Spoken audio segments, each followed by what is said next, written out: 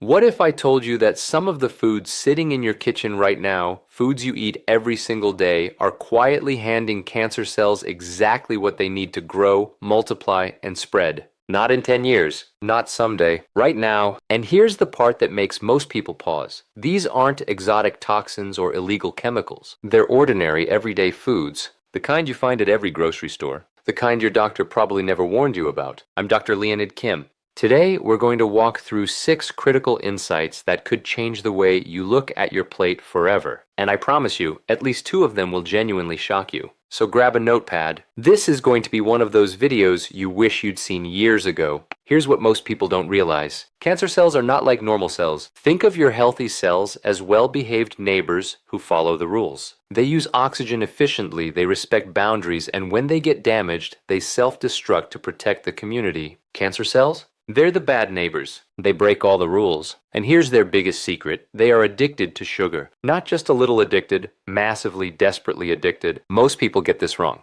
They think, well, sugar is bad for everyone, so it's probably bad for cancer too. But it's not just bad.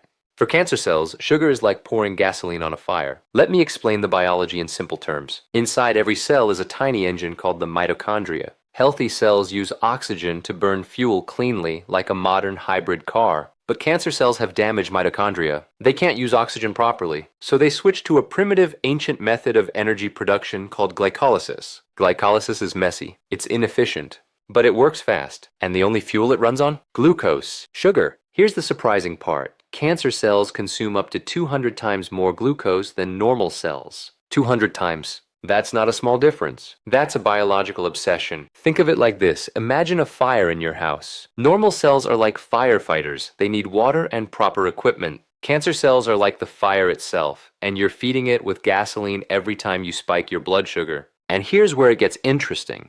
When you eat refined sugar, white sugar, high fructose corn syrup, sugary drinks, your blood sugar skyrockets. Your pancreas releases insulin to bring it down. But insulin is also a growth hormone. And cancer cells have extra insulin receptors on their surface. They're literally designed to grab that insulin and use it as a growth signal. So every sugary drink, every dessert, every candy bar isn't just raising your blood sugar. It's sending a text message to cancer cells that says, grow, divide, spread. Most people get this wrong. They think a little sugar is harmless. But for cancer biology, there is no harmless amount. There's only more fuel or less fuel. The myth, everything in moderation. The fact. For cancer cells, sugar is not moderation friendly. It's their primary fuel source. Now, let's talk about inflammation.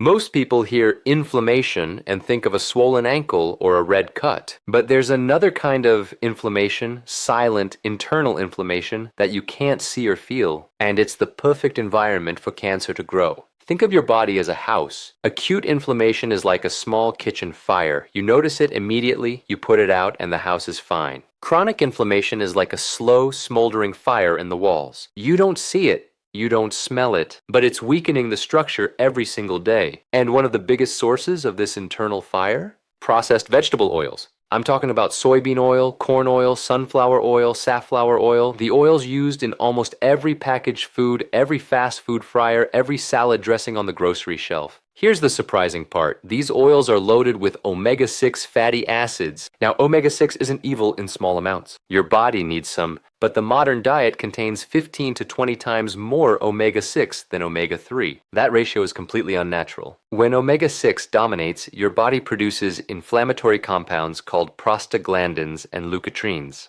These are chemical messengers that tell your immune system, we're under attack. Stay on high alert. But here's the thing, there's no actual attack. It's just the oil you ate, so your immune system stays activated. Chronic, low-grade, constant. And cancer loves this environment. Inflammation creates free radicals. Free radicals damage DNA. Damaged DNA can mutate. Mutated DNA can become cancer. It's a chain reaction, and it starts with a bottle of cheap oil. The myth, vegetable oils are heart-healthy because they come from plants. The fact, these oils are heavily processed with heat, chemicals, and pressure. They're stripped of nutrients and loaded with inflammatory compounds. Your heart doesn't love them. Cancer cells do. Common mistake. People cook with these oils at high heat, which creates even more harmful compounds called aldehydes. These are directly toxic to cells and massively increase inflammation. What to use instead? I'll reveal that later in the video. Stay with me. Now here's where it gets really interesting. Protein, everyone says eat more protein. Build muscle. Stay strong. And that's true for healthy people. But here's what most people don't realize. Cancer cells are protein hungry too. Not in the same way your muscles are. They use protein for different purposes. Cancer cells need to build new copies of themselves constantly. To do that, they need amino acids, the building blocks of protein. And they have a sneaky way of getting them. When you eat large amounts of animal protein, especially processed meats, something remarkable happens in your gut. Your gut bacteria break down the protein and produce compounds called N-nitroso compounds and heterocyclic amines. These are classified by the World Health Organization as Group 1 and Group 2A carcinogens. That means there is strong evidence they cause cancer in humans. Processed meats, bacon, sausages, hot dogs, deli meats are the worst offenders. The preservatives used in these meats, like nitrates and nitrites, combine with the meat's natural compounds during digestion to form these cancer-causing chemicals. Here's a statistic that will make you think twice. According to the WHO, eating just 50 grams of processed meat per day, the equivalent of about 2 slices of bacon, increases your risk of colorectal cancer by 18%. That's not a small number. That's significant. But this is where it gets interesting. Red meat itself isn't as dangerous as processed meat. But when you cook it at high temperatures, grilling, frying, barbecuing, you create another class of carcinogens called polycyclic aromatic hydrocarbons and advanced glycation end products. These damage DNA and promote inflammation. Think of it like this. Your body is a construction site. Healthy cells are the skilled workers building something useful. Cancer cells are vandals who steal the building materials to build more vandal camps. The protein isn't the problem. The problem is the form, the amount, and the way it's prepared. The myth? You need tons of protein to be healthy. The fact? Most people eat far more protein than they need. Excess protein, especially from processed and overcooked sources, feeds the wrong cells. Common mistake: eating processed meats daily without realizing the cumulative effect. Cancer risk builds over years, not days. This changes everything. Dairy? Milk, cheese, yogurt. Foods we've been told are essential for strong bones and good health. But here's the surprising part. Dairy contains a protein called casein, and casein has been shown in laboratory studies to promote cancer growth in multiple ways. Let me break this down simply. Casein makes up about 80% of the protein in cow's milk. It's designed by nature to help baby calves grow fast, very fast. A calf goes from 90 pounds to over 500 pounds in less than a year. Casein is a growth accelerator. Now humans are not calves. We don't need to grow that fast. But when we drink milk, we're consuming that same growth accelerator. Here's the biological mechanism. Casein stimulates the production of a hormone called IGF-1, insulin-like growth factor 1. This hormone tells cells to grow and divide. In children, that's normal and necessary. In adults, especially when cancer cells are present, it's like adding fertilizer to weeds. Studies have shown that higher levels of IGF-1 are associated with increased risk of prostate, breast, and colorectal cancers. And here's what most people don't realize. When milk is pasteurized and homogenized, the standard process for all commercial milk, the proteins become denatured. This means their structure changes, making them harder to digest and potentially more inflammatory. Think of it like this. Imagine a key that's been bent and twisted. It no longer fits the lock properly. Your immune system sees these twisted proteins as foreign invaders and mounts an inflammatory response. The myth: milk is the best source of calcium. The fact: leafy greens, almonds, sesame seeds, and fortified plant milks provide excellent calcium without the growth hormones and inflammatory proteins. Common mistake: drinking milk daily for bone health, while unknowingly elevating IGF-1 levels that may promote cancer growth. Now, let's talk about something that makes a lot of people uncomfortable: alcohol. Here's what most people get wrong. They think alcohol is only dangerous if you're an alcoholic. 1 glass of wine with dinner? Harmless, right? Wrong.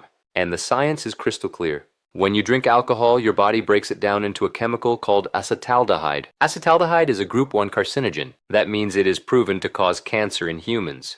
There's no debate about this. Acetaldehyde damages DNA directly. It creates breaks in the DNA strands, and if your cells can't repair those breaks properly, mutations occur. Mutated DNA is the starting point of cancer. But here's the surprising part. Alcohol doesn't just damage DNA. It also impairs your body's ability to absorb and use critical cancer-fighting nutrients like folate, vitamin A, vitamin C, and vitamin D. So alcohol is a double hit. It damages your DNA and it weakens your defenses. Think of it like this. Imagine your immune system is a security guard protecting a building. Alcohol is like someone who not only breaks windows, but also cuts the security cameras and jams the alarm system. And here's a statistic that shocks most people. Even moderate alcohol consumption, just 1 drink per day, increases the risk of breast cancer by about 7 to 10%. For heavy drinkers, that risk jumps to 40 to 50%. The myth, red wine is healthy because of antioxidants. The fact, the antioxidants in red wine are minimal compared to grapes themselves. The alcohol content far outweighs any potential benefit. You'd need to drink dangerous amounts of wine to get meaningful antioxidant effects. Common mistake, believing that moderation means safety. In cancer biology, there is no safe level of alcohol, only levels of risk. All right. We've talked about the foods that feed cancer. Now let's talk about the oil that doesn't. Remember earlier when I mentioned processed vegetable oils? I said I'd reveal the better alternative. Here it is. Extra virgin olive oil. But not just any olive oil, cold-pressed, extra virgin, unrefined olive oil. Here's why this matters so much. Extra virgin olive oil contains a compound called oleocanthal. This compound has powerful anti-inflammatory properties. Research shows that oleocanthal works similarly to ibuprofen in reducing inflammation, but naturally without side effects. Think of inflammation as fire inside your body. Processed vegetable oils are like throwing gasoline on that fire. Extra virgin olive oil is like a gentle, cooling rain. But here's the surprising part. Oleocanthal doesn't just reduce inflammation. It also appears to trigger a process called apoptosis in cancer cells. Apoptosis is programmed cell death, the body's natural way of eliminating damaged or dangerous cells. In laboratory studies, oleocanthal has been shown to kill cancer cells while leaving healthy cells unharmed. That's remarkable.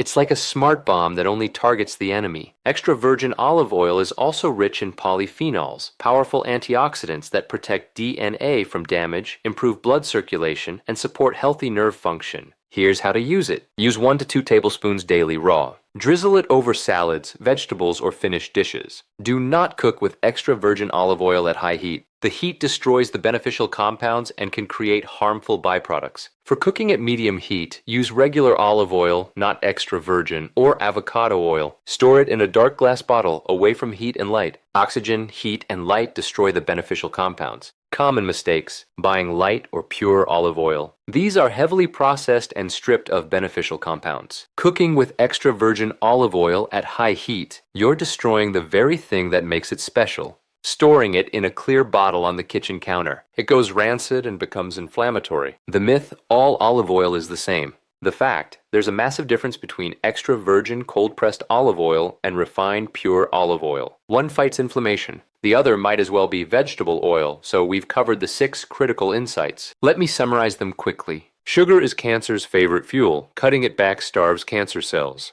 Processed vegetable oils create chronic internal inflammation. Swap them for healthy fats. Processed and overcooked meats produce carcinogenic compounds. Choose cleaner protein sources. Dairy's casein and IGF-1 promote cell growth. Consider plant-based alternatives. Alcohol damages DNA and weakens defenses. Even small amounts increase risk. Extra virgin olive oil fights inflammation and supports healthy cells. Use it wisely. But here's what I want you to remember most. Your body is not helpless. It has incredible built-in defenses. Every day, your immune system detects and destroys abnormal cells. Your DNA repair mechanisms fix damage. Your detoxification systems clear out harmful compounds. The foods we've discussed today don't just feed cancer. They also suppress these natural defenses. When you reduce sugar, you lower insulin and IGF-1, removing growth signals. When you eliminate processed oils, you calm the internal fire of inflammation. When you choose cleaner proteins, you reduce carcinogenic exposure. When you cut back on dairy and alcohol, you stop flooding your system with growth promoters and DNA toxins. And when you add extra virgin olive oil, leafy greens, berries, cruciferous vegetables, and other anti-inflammatory foods, you're not just removing harm. You're actively building protection. Think of your body as a garden.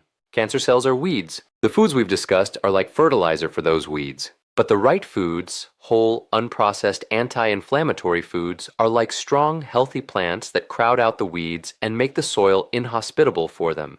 You have more power than you think. Most people get this wrong. They think cancer is mostly about bad luck or bad genes. But research shows that only 5 to 10% of cancers are purely genetic. The vast majority are influenced by lifestyle, environment, and yes, what's on your plate. Every meal is a choice. Every bite is a vote. You're either voting for cancer-friendly conditions or cancer-hostile conditions. The good news? Your body is incredibly resilient. The moment you start making better choices, your biology starts shifting. Inflammation drops. Insulin levels normalize. DNA repair improves. Your immune system wakes up. This is not about perfection. It's about direction. You don't need to change everything overnight, but you need to start. If this video opened your eyes even a little, please hit that like button. It tells YouTube this information deserves to reach more people. Subscribe to the channel. I release videos like this every week. Simple, science-backed health truths that could change your life. Drop a comment below. Which of these 6 insights surprised you the most? I'd love to hear your thoughts. And share this video with someone you care about. This is the kind of information that could save a life. I'm Dr. Leonid Kim. Take care of your health.